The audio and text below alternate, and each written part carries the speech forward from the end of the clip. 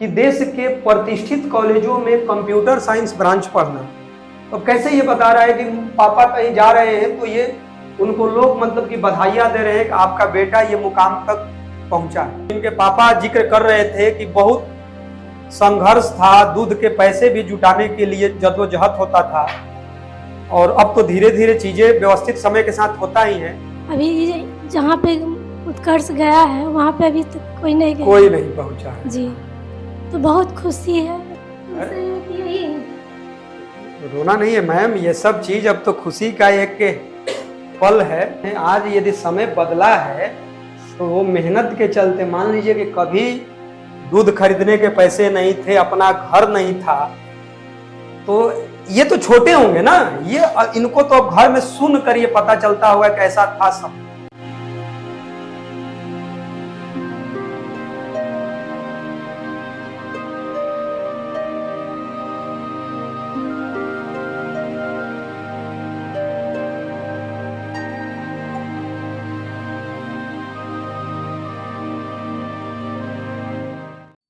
ये उत्कर्ष है, ये मोकामा के रहने वाले हैं। इनकी माता जी हैं, इनकी छोटी बहन है। और अच्छा लगता है जब बच्चों को पारिवारिक रिश्ते के साथ पढ़ाने का सौभाग्य मिलता है, और वो बच्चे JEE मेन और JEE एडवांस जैसे एग्जाम को क्रैक करते हैं, और खास करके ग्रामीण परिवेश के बच्चे, तो अपने आप में एक प्राउड फील होता है उन बच्चों के लिए, उनके माता पिता के लिए, और खुद के लिए भी एक खुशी होता है कि जो ये मौके मिलते हैं, बच्चों को पढ़ाने का सौभाग्य मिलता है। मैं सौभाग्य शब्द इसलिए मैं बोलता हूं कि काम करने के हर कोई के तरीके जरूर अलग अलग हो सकते हैं, लेकिन जिस कर्म में ईमानदारी यदि है तो आपकी मेहनत के साथ, चाहे वो टीचर हो चाहे स्टूडेंट हो, ईश्वर भी मदद करते हैं।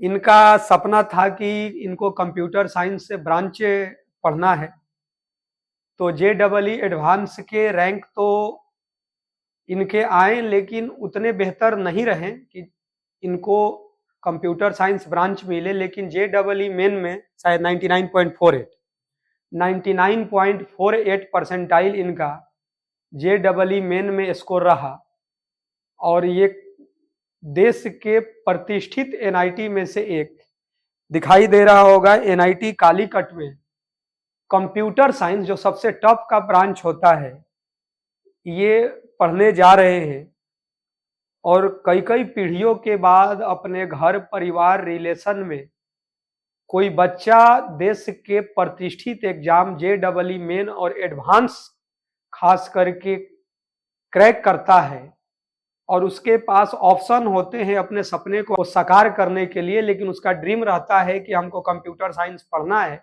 और ये बहुत सारे बच्चे करते हैं, ये बच्चों का खुद का निर्णय भी होता है। लेकिन मेरा ऐसा मानना है कि ये तो तुम्हारा सपना साकार होने जा रहा है, लेकिन आगे का जो सफर है, वो जो जीवन के उतार चढ़ाव आएंगे, माता पिता से दूर रहिएगा। वो कैंपस अपने आप में स्वर्ग होते हैं। देश के अलग अलग हिस्सों से अमीर परिवार के भी बच्चे आएंगे, किसान के भी बच्चे आएंगे, लोअर मिडिल क्लास के भी बच्चे आएंगे, क्योंकि जो बच्चे इस कंपटीशन को निकाले हैं उन्हीं को ये मौका मिला है। अब वहां है कि 4 साल अपने ब्रांच के साथ आपको बेहतर करना है। और मैं हमेशा इन लोगों से जरूर बोलता था कि जब आपके रिजल्ट होंगे, जब आप सफल होइएगा, तो माता पिता के चेहरे पर जो खुशी होते हैं वो भावुक पल होते हैं। वो लगता है कि उनके उम्र कई गुने बढ़ गए, क्योंकि JEE मेन और एडवांस दोनों को मिला लीजिएगा तो करीब करीब 50,000 के करीब सीट है। लेकिन JEE मेन और JEE एडवांस दोनों के केवल कंप्यूटर साइंस ब्रांच को मिला लीजिएगा तो ये सीट आधा के आधा का आधा कर दीजिएगा, मतलब बहुत कम हो जाएगा। मतलब लगभग समझिए कि कंप्यूटर साइंस वो भी टॉप का मामला कर लीजिएगा, टॉप का कुछ मान लीजिए कि यदि जोड़िएगा कि 10 हमको आईआईटी की बात करना है, लगभग 10 एनआईटी की बात करना है, तो कंप्यूटर साइंस की सीटें तो बहुत कम हो जा रहे हैं। तो प्राउड है तुम पर।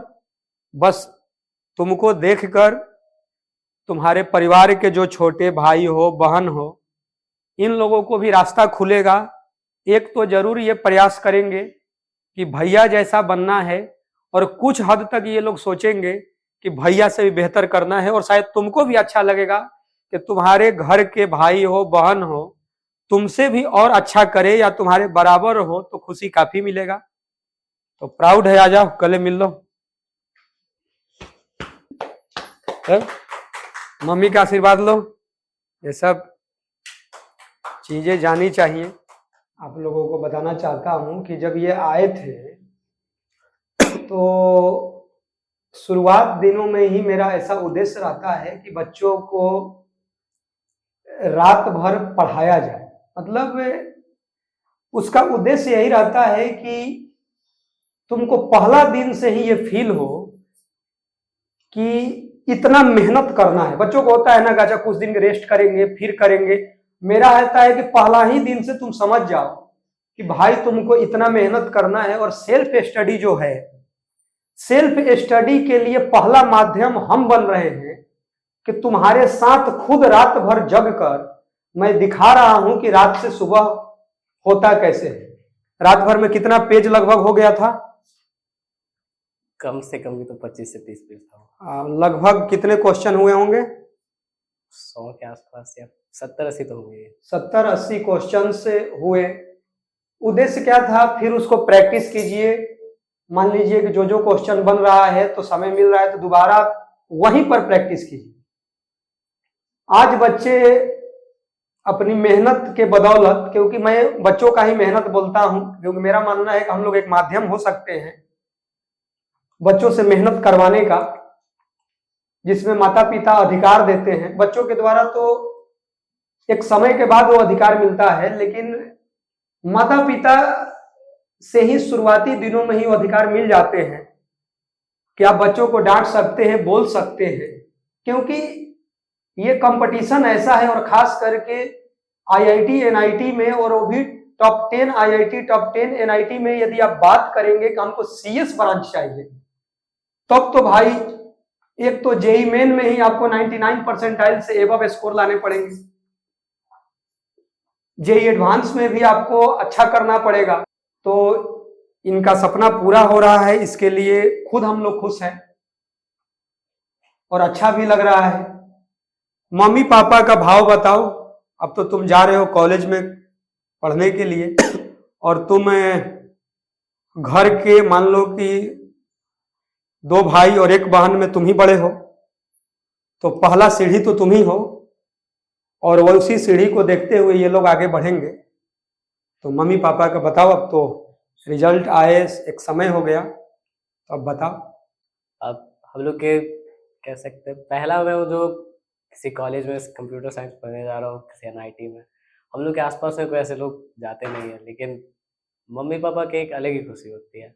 जब भी मेरे पापा कहीं जाते हैं तो वो बताते हैं कि मेरा जो बेटा है उसने JEE mains JEE advance clear किया है, यहाँ पे वो जा रहा है।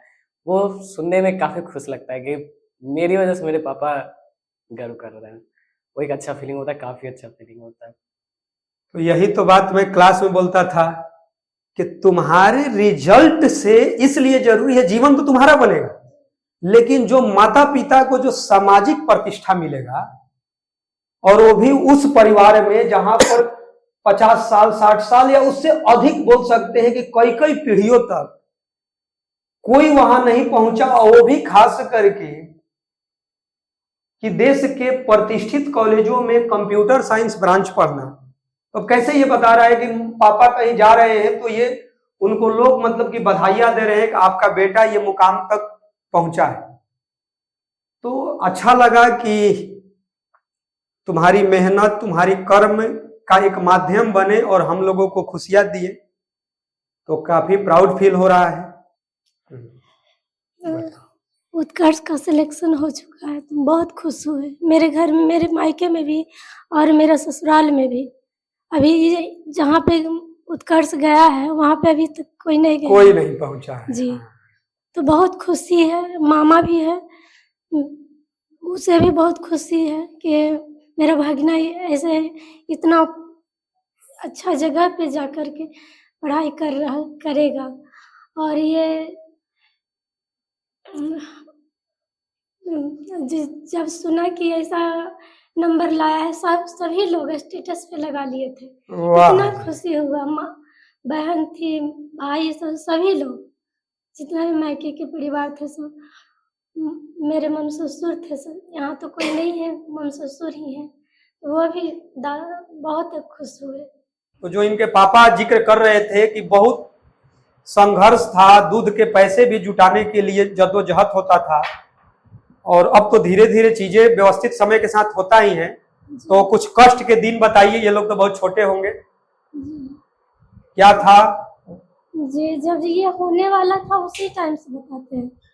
जब ये होने वाला था, मेरी मम्मी पापा बहुत गरीब परिवार के हम हैं सब वहाँ, और यहाँ भी इनका काम छूटा हुआ था, कोई काम, घर में कोई नहीं है, ससुर ससुर कोई नहीं है, जो भी है उनका दिमाग नहीं सही था।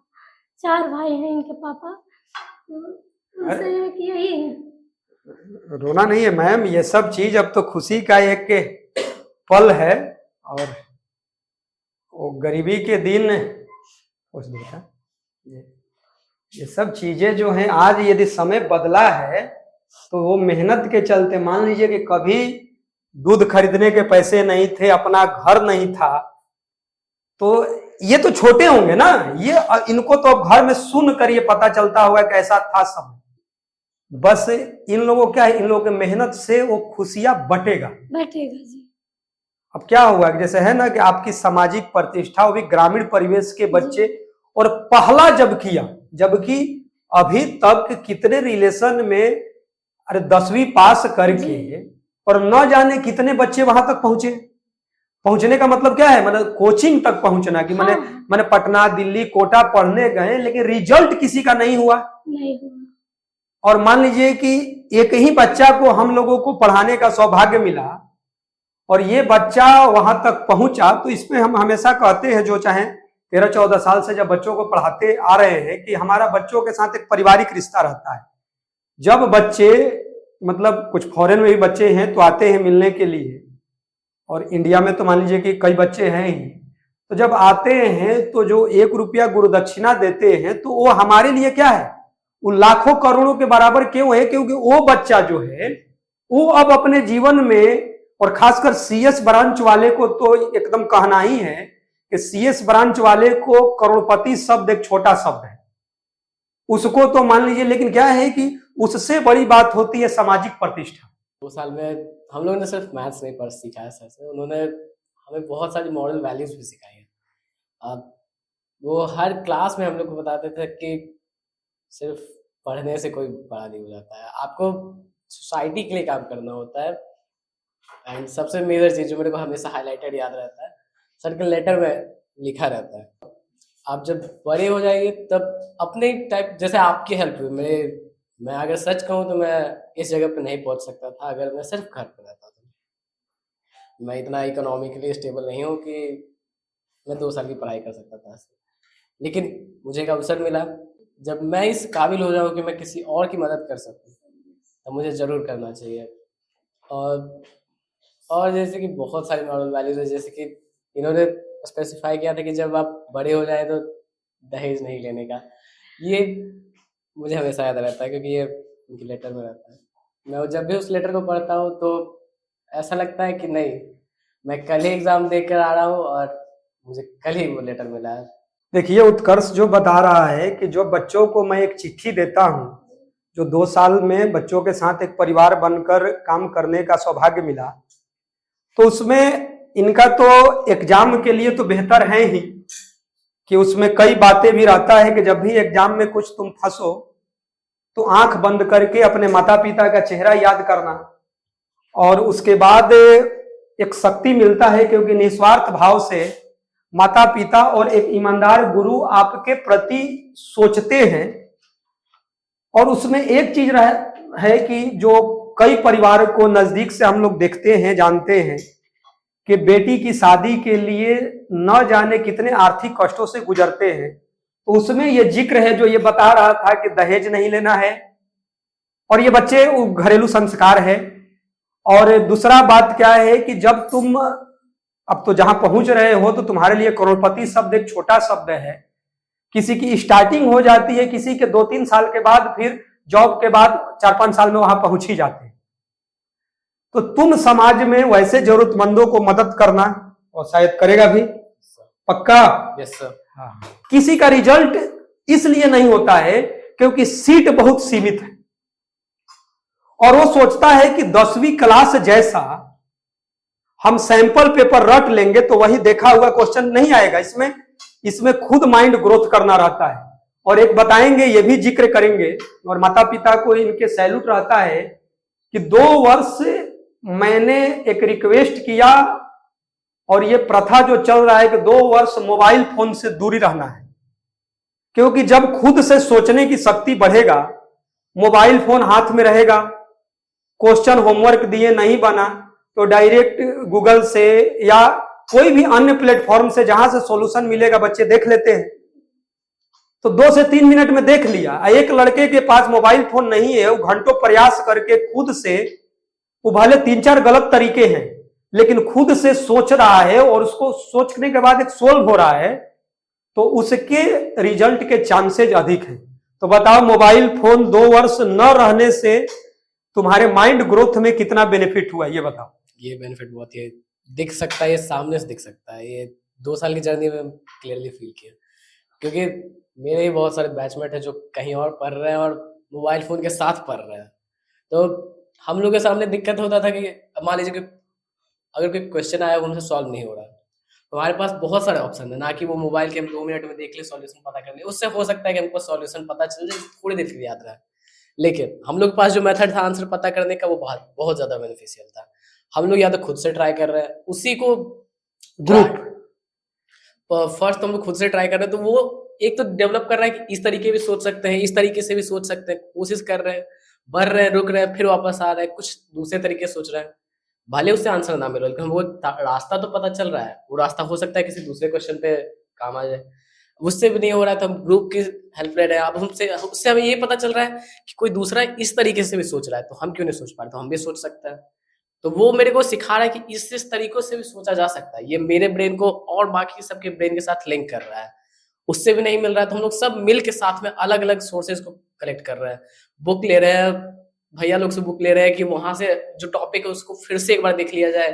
कुछ ऐसा छूट रहा है, कुछ डिस्कशन ये ना सिर्फ क्वेश्चन को सॉल्व करा रहा है, बल्कि हम लोग के कॉन्सेप्ट को क्लियर कर रहा है, वो हम लोग को तैयार कर रहा है जेईई के लिए, ना कि सिर्फ क्वेश्चन के लिए तैयार कर रहा है। तो ये मोबाइल से इसलिए हम इस तरीके से हम लोग को बेनिफिशियल। तो शुरू में तो लग रहा होगा कि भाई मेरा दोस्त सब जो है अदर जगह कहीं पढ़ता है और उन लोगों के पास मोबाइल फोन है और हमारे पास नहीं है, तो मम्मी पापा और सर का जो निर्णय है, अरे एक समय के बाद तो, अब तो सफलता के बाद ही लगा कि मेरा दोस्त सब नहीं किया, वो भी बोर्ड में लगभग उतना ही नंबर या कुछ अधिक भी लाए होंगे, तो तुम लोगों को जानकारी मिलता है। लेकिन ये एग्जाम उन लोगों का क्यों नहीं हो, क्योंकि इसमें 1-1.5 महीना पढ़कर सैंपल पेपर आप रट नहीं सकते। उन लोगों का हुआ क्या पता नहीं चला और 2 साल में धीरे धीरे माइंड डिक्रीज कर गया। जब क्वेश्चन फंसता था तो 2 से 3 मिनट में गूगल पर सर्च करता हो। इन लोगों के पास विकल्प नहीं था, टीचर जो थियरी पढ़ाए उसी से रिलेटेड क्वेश्चन है ना। सोचो शायद उसमें मैक्सिमम कितने % क्वेश्चन खुद से सॉल्व हो जाते थे? 80 से 90% हो जाते। सोचिए 80 से 90% खुद से सॉल्व हो जाते थे। क्यों? क्योंकि जब खुद ट्राई कर रहे हो और वही 80 से 90% 2-3 मिनट में नहीं बनते हो। वो क्या था कि यदि मोबाइल हाथ में रहता तो सॉल्यूशन देख लेता, नहीं था, प्रयास किया, होते चला गया।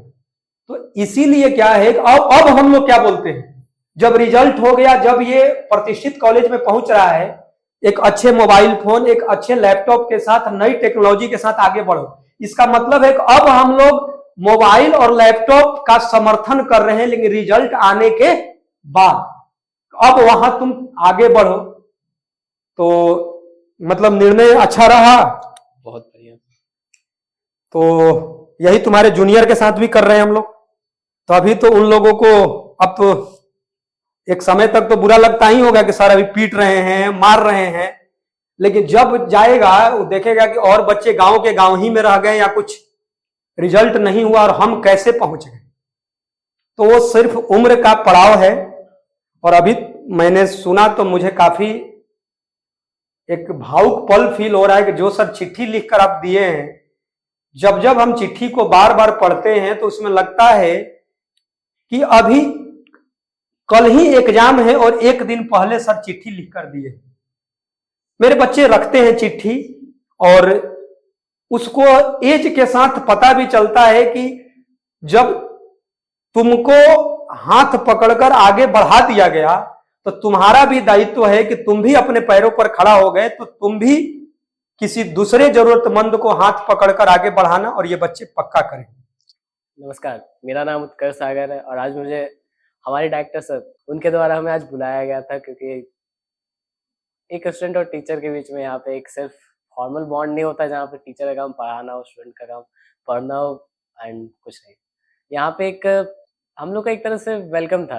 यहाँ पे मैं अपनी माँ के साथ और बहन के साथ यहाँ पे आया था और यहाँ पर उन्होंने एक फैमिली टाइम स्पेंड किया। पहले उन्होंने हमारे साथ अच्छे से बातचीत की, फिर हमें वहाँ पे खिलाया पिलाया एंड देन उन्होंने मेरी माँ से राखी बंधवाया, जो कि काफ़ी फैमिलियर मोमेंट होता है।